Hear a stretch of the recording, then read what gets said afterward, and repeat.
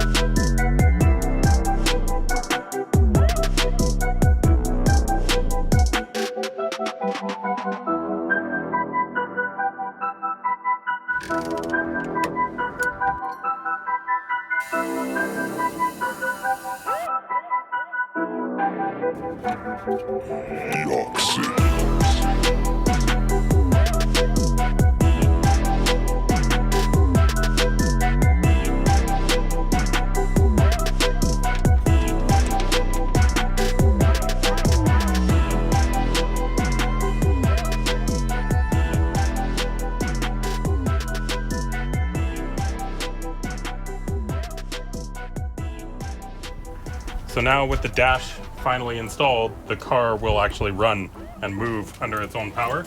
You don't have to be pushing it.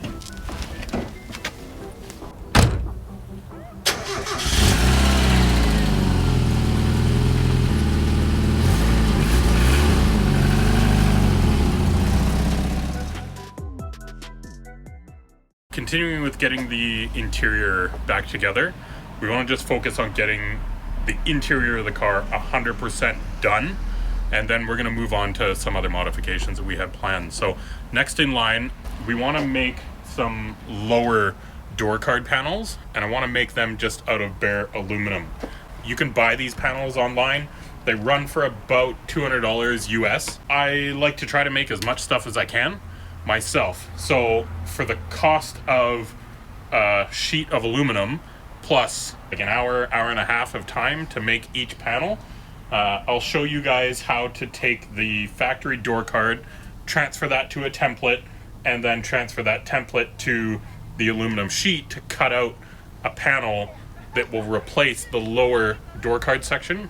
We're going to reuse the leather style upper door card panel that will tie into the dash pad that we left unflocked. I use foam board, and this, you can buy it in different sizes and different layouts and everything, but this is actually from Walmart, and it's a tri-fold foam display.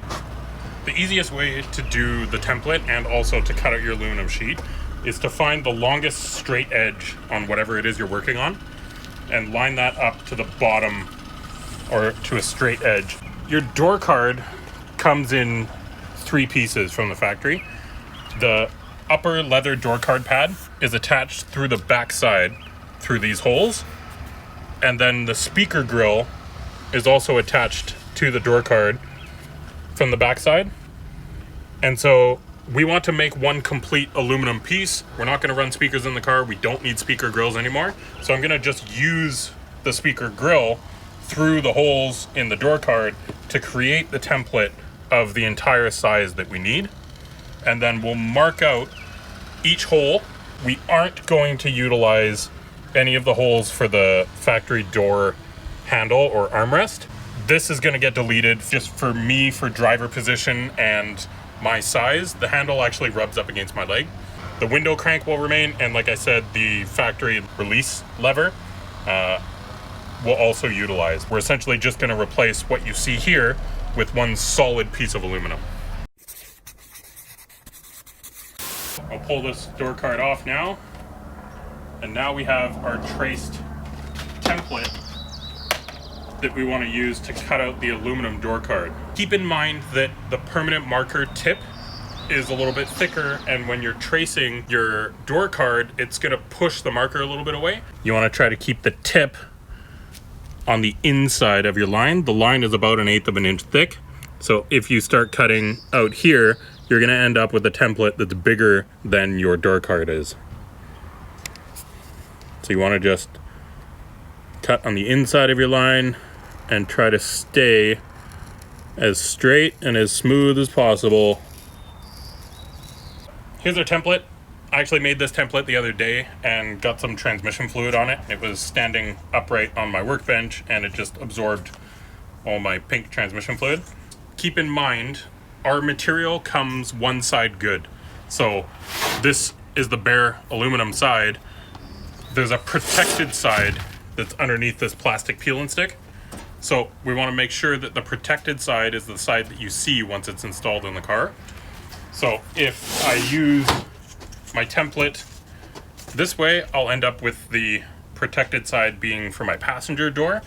And if I use my template this way, then it'll work for the driver's door. So you want to do the same thing here as I talked about with transferring the door card onto the foam back material, is that you want to line up your very bottom line, the longest part, to a pre-cut edge on the door panel to save yourself some work.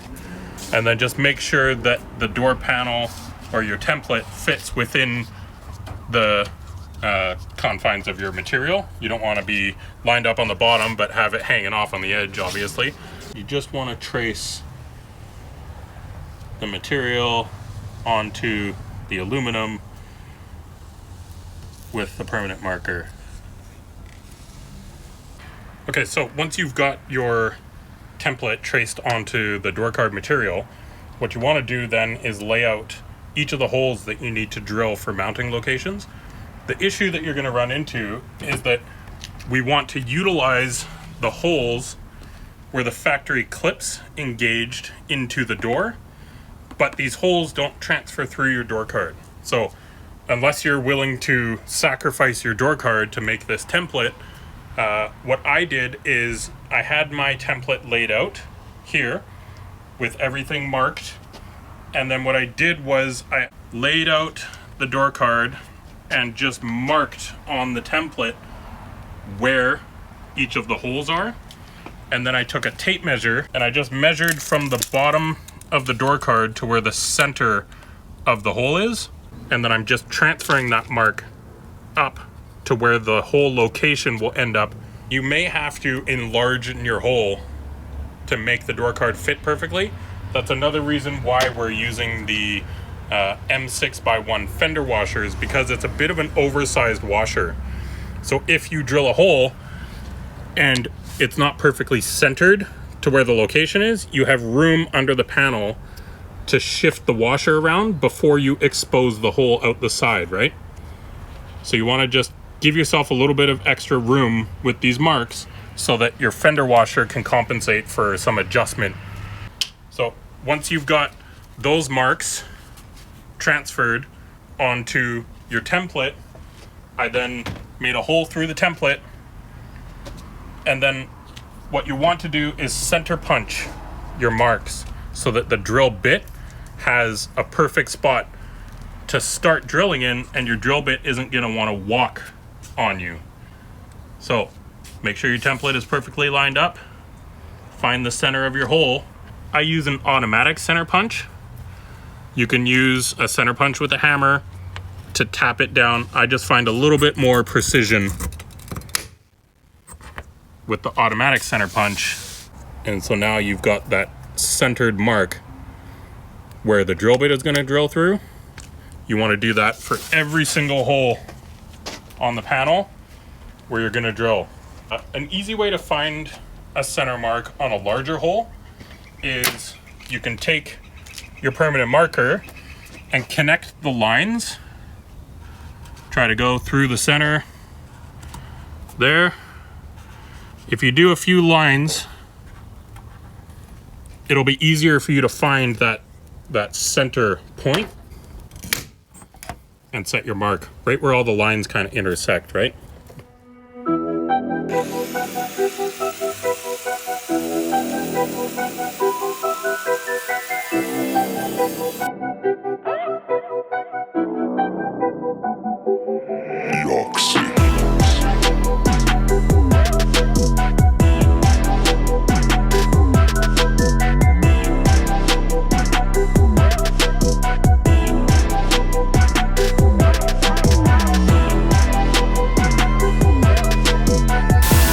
When you are drilling your holes, you want to drill a pilot hole, something consistent all the way around, everywhere that you need a hole.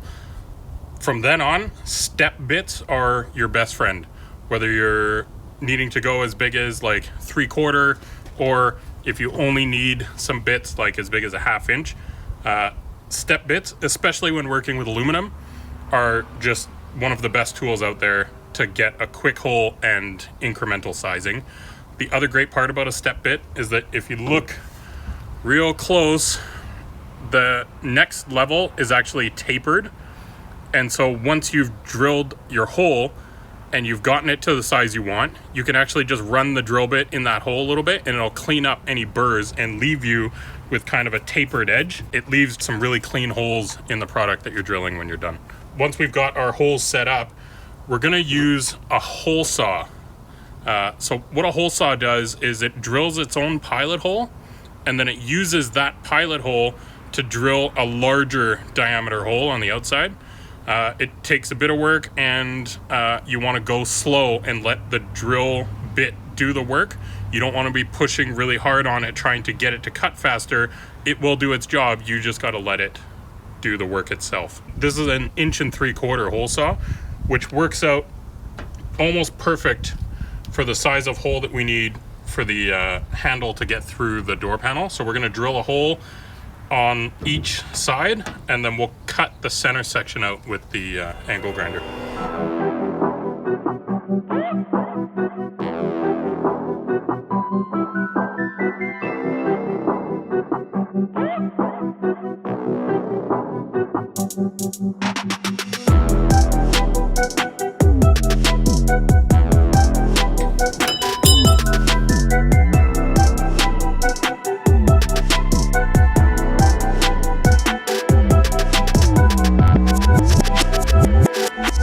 What we're going to do is we're going to install nutserts or riv nuts into the existing holes in the door itself.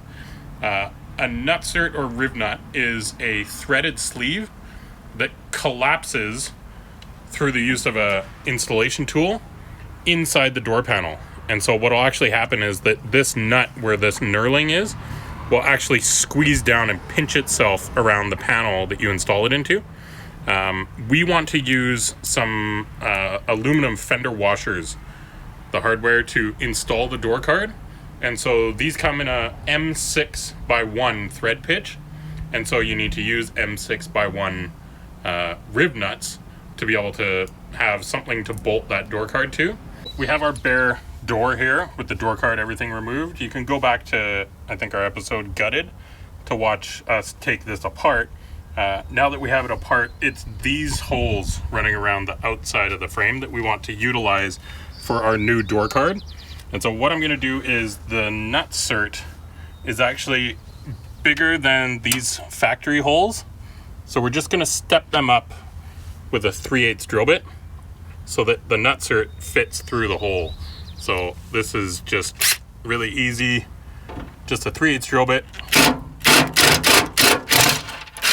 So you need to install the collar and the sleeve. So what'll happen is you'll thread the nutsert onto the collar, and then as you squeeze this down, it's going to collapse the nut, and then you can unthread the nutsert from the door panel.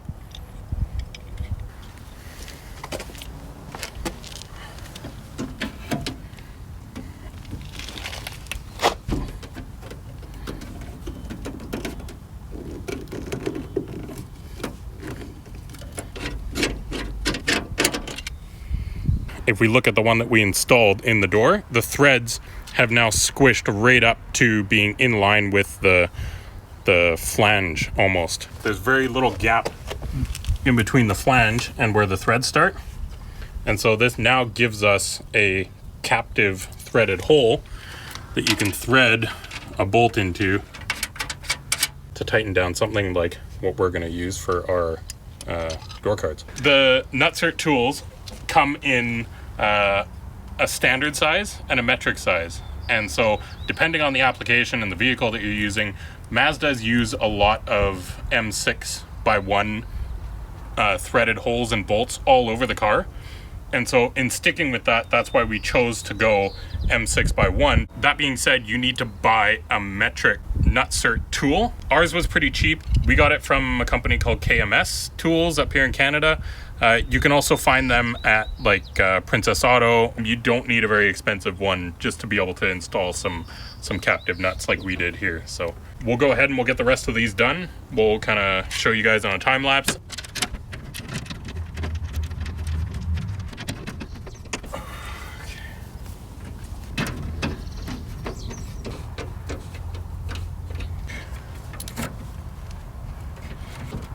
Yeah, so there's room there for you to get your hand in, so you can pull to open that. So I think we're okay with our location of the hole. We just need to make it a little bit bigger down on this bottom edge. I might increase these holes just by one size each so that I've got a bit of room to move them around, because right now they're almost the exact size of our M6 hardware here. But first test fit, this is a great fit.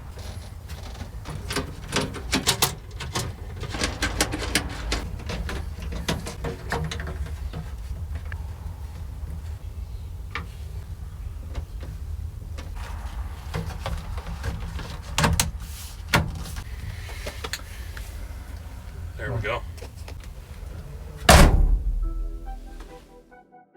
So we got the interior back together. I'd say it's 95% complete. We've got a couple little odds and ends. We want to make some door pulls, and we want to put a filler panel in the tombstone where the stock stereo used to be.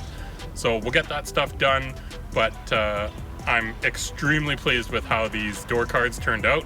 They look amazing, and it's just one of those things that we can say we made them ourselves. The car is driving now. I've driven the car for a couple days, just tried to daily it and figure out any other kinks, bumps that we've got down the road that we need to work out. We do still have a handful of other parts ready in the queue to install, so we'll get working on those. Stick around, there's lots more to come. If you guys are liking the content, give us a thumbs up, subscribe, and keep watching. Thanks, guys.